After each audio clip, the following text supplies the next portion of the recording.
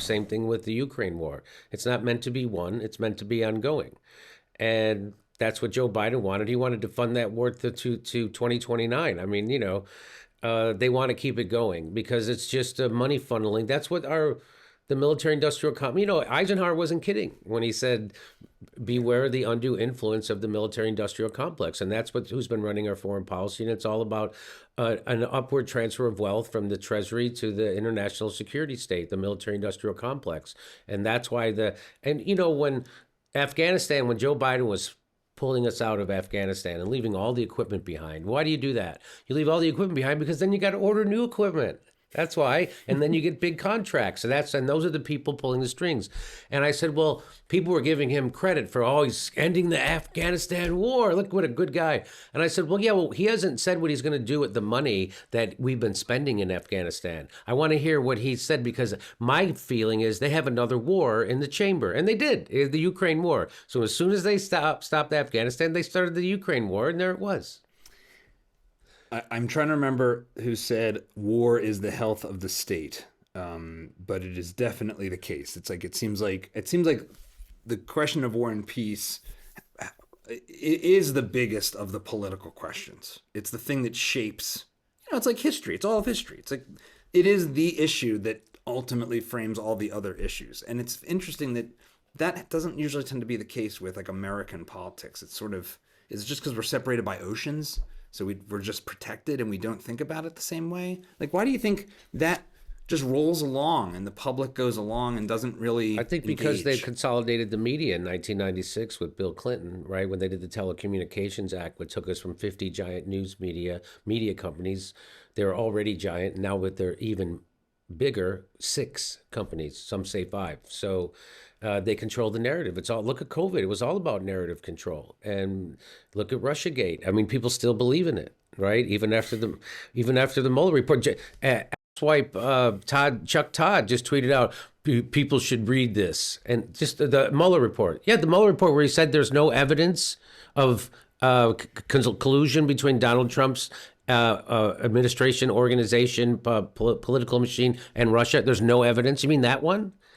And so that's why I think people aren't more upset about or more in tune with the war machine and what it means, And somebody said smarter than me that, whatever we do overseas, we're eventually going to do to ourselves. And of course we do. We do that. Now we have militarized police. We're now censoring ourselves. The government's now funding media organizations to do propaganda on our own American citizens. I had it done to me. They sponsored, that's a big thing for USAID. They sponsor these fake media organizations, which are just propaganda arms of the economic hitmen in the United States. And one of them was called Vox Media Ukraine. And they would do videos and articles because I was telling the truth about Ukraine, and they were trying to discredit me. And they were saying that, Jimmy Dore is a conspiracy theorist and a liar and a this and a that. You're a Russian plant. I'm a Russian plant. You're doing Russian propaganda. Points. Yeah, so if Vladimir Putin said 2 + 2 = 4, and I said that's right, they'd say, oh, why are you repeating Russian propaganda? I'm just saying something that's true. Putin also happens to be saying something that's true. I'm not saying it because he's saying it. I'm saying it because it's the truth. And so I forget what the question was.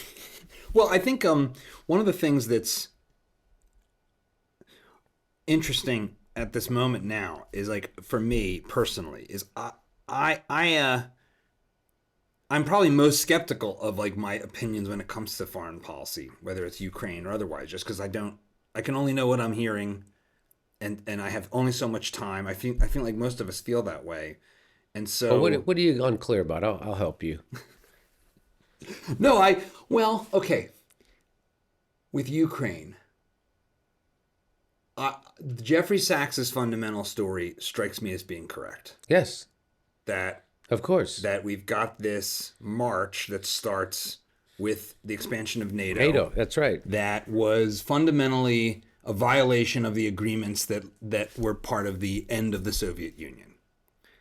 So more or less everything about that seems right, or at least seems like plausible and more coherent than the advocates for this is great and we're going to win. Like the notion that, oh no, we're going to support Ukraine and they'll win.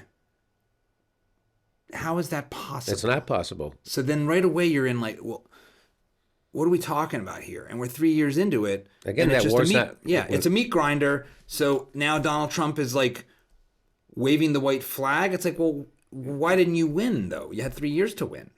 Yeah. So it's not even that it's just, there's still I guess it's true of everything. Maybe it's not just foreign policy. I just try to not let myself get too caught up in the story I think I know. Just in case.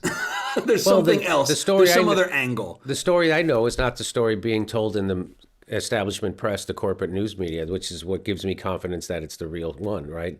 You know, they don't bring Jeffrey Sachs on Meet the Press. They don't bring on Mersheimer, right? They don't bring on Aaron Mate or Glenn Greenwald, right? And so that's how you know that's the real, and it's obvious. I mean, it's just obvious. I mean, everybody from Henry Kissinger to Noam Chomsky and everybody in between said, don't do this, don't poke the bear with Ukraine, and the last thing you want to do is push them closer to China, which they did. The Biden neocons, which is what they are, did everything they shouldn't have done, and they're balkanizing. You know, right now they're selling off half the farmland in Ukraine's already been sold off. BlackRock's coming in. They're going to rebuild it. They're going to own it. They thought they could do the same thing to Russia. They thought Russia was going to be weaker than it actually was. Russia's now stronger than it was before the war. And yeah, I was at this ARC conference last week, and Eric Prince of BlackRock, not the investment firm, the military contractor, he said this. He said, Blackwater? Or Blackwater, that's what it is, Blackwater. He said Russia's ability to respond has actually increased. Yeah. As a result of the conflict, that they've adapted to the modern warfare and to the use of drones and all. So the notion that the strategic objective was let's weaken Russia, whose economy is like the size of Spain. So that's the other part I don't understand about the narrative. It's like, oh, it's Xi and Putin. It's like, well, Xi's got, that's like 100x the size of from an economy and a like industrial capacity. Why is Putin, just because they have nuclear weapons? Like, how do you understand the way these get grouped? Like, oh, it's Iran and Putin and Xi, but Iran and Russia are like pipsqueaks in comparison.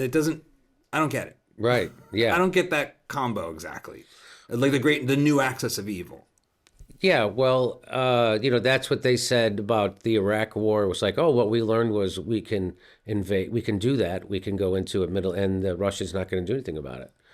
And so that's why they went after Syria, and that was because that was also over a pipeline. It was also over Israel wanted to do the Greater Israel Project. It was also Turkey wanted a part of it, but it had to do with the pipeline coming from Qatar or Saudi Arabia and to bring energy.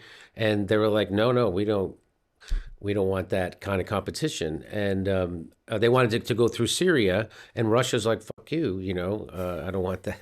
We don't want that. And so that's what that really was all about. 'Cause that's why, Syria was like a client state of Russia and Iran. And so the thing is, the thing that confuses me is I don't understand why Europe is so compliant, and why they just went along with NATO, why they just went along with the United States, and that they don't stand up for themselves at all. And it's like that's Ukraine war has been so bad. When they blew up the Nord Stream pipeline, that wrecked Germany. They're spending 2-3 times for the price for energy, and now we're the one providing the liquefied natural gas to them. And it's like, it's just so corrupt. It's so obvious what's happening, and I just can't believe there aren't more politicians standing up. And anybody who does stand up and say we want peace in Ukraine, and I don't want that, we want to have friendly relations with Russia and get our energy from them again, they're called far right.